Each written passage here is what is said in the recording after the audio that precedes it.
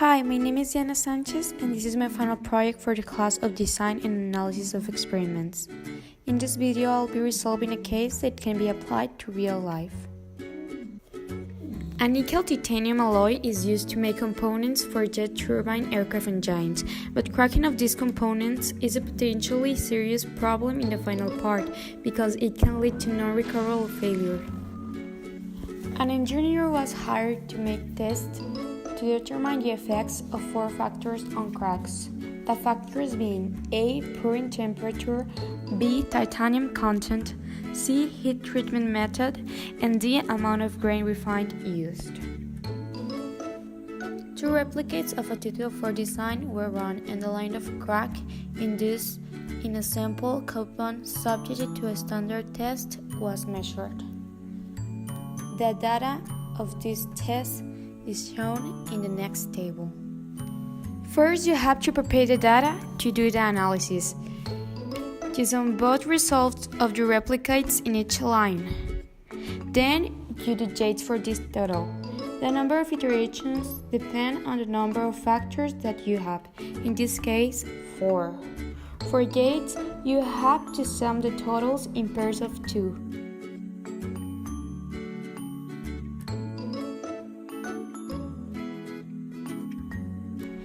And then, for the other half, you subtract the second value minus the first.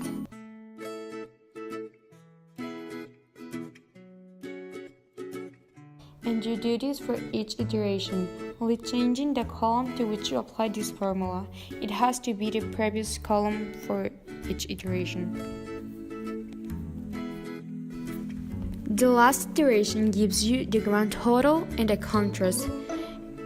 These are data that you will need to obtain other values. This problem asks to estimate the factor effects and to determine which appear to be large. To obtain the effects, we have to divide the contrast between the product of n, which is 2, the number of replicates, times 1/2, times 2 to the number of factors, which in this case is 4.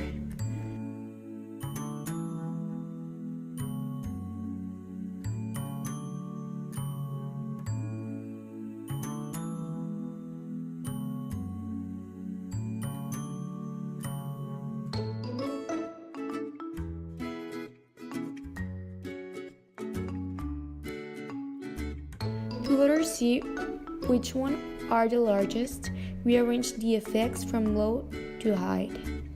And we can see that the 4 factors A, B, C, D and the interactions AB, AC, and ABC are significant. Then we have to do the ANOVA. For the sum of squares, you divide the square contrast between n, which is 2, times 2 to the 4. And you did this for each factor in the interactions.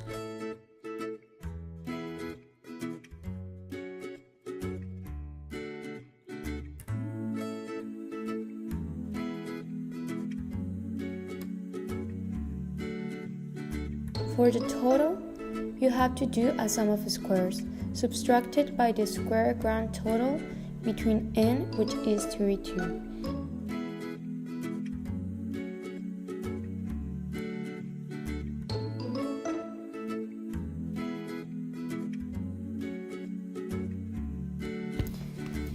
And to obtain the sum of the square of the error, you have to subtract the sum of the square of the totals minus the sum of all the sum of the square of the factors and interactions.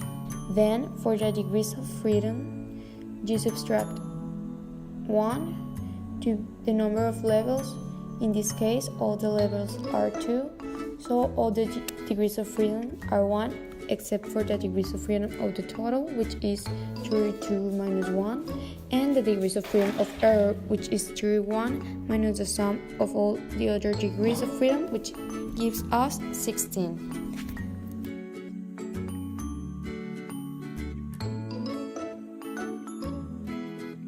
Then you obtain the mean of a square, dividing each sum of a square between their respective degrees of freedom. Then, for the f-test, you divide the mean of squares of the factor or interaction between the mean of a square of the error, and you compare the results with the f-test with probability of 95 to see which factors affect the cracking of the nickel-titanium alloy components.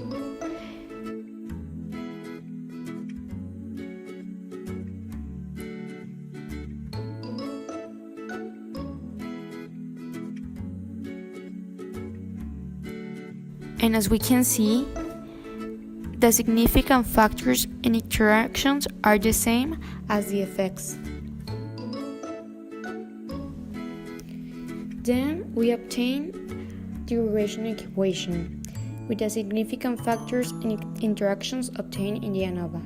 For the regression equation, we obtain the average of the grand total, and then we add each significant factor or interaction times 0.5.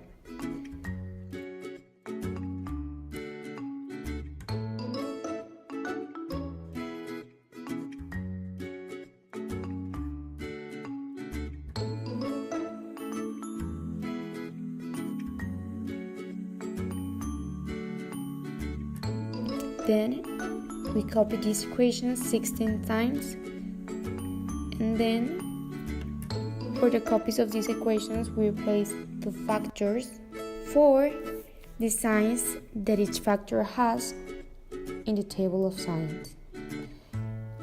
Then we resolve the equations and obtain the expected values. Finally, we analyze the residuals, and for this, we have to obtain the table of residuals first, which we will get by subtracting the observed values, which are the values in the replicates, minus the respective expected value.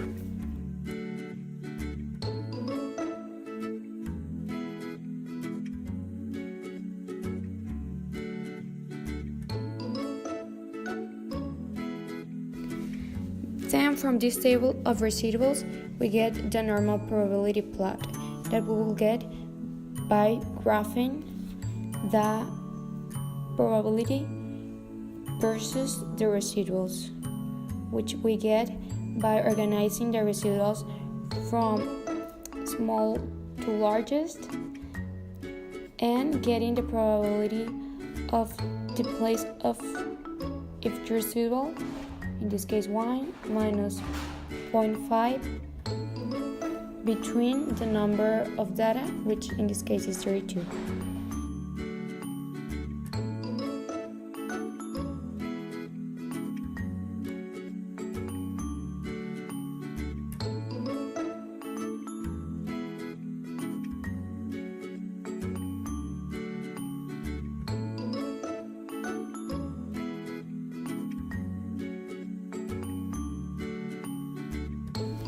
Then we graph expected values versus residuals to obtain constant variance.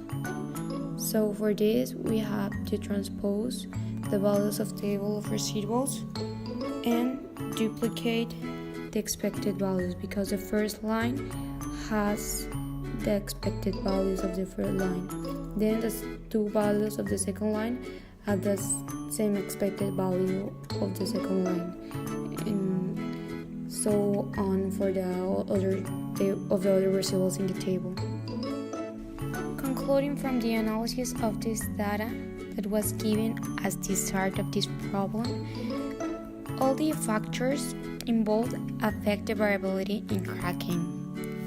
And some recommendations that I will make regarding process versions is to take into account only the significant factors and interactions, which were A, B, C, D, and the interactions AB, AC, and ABC.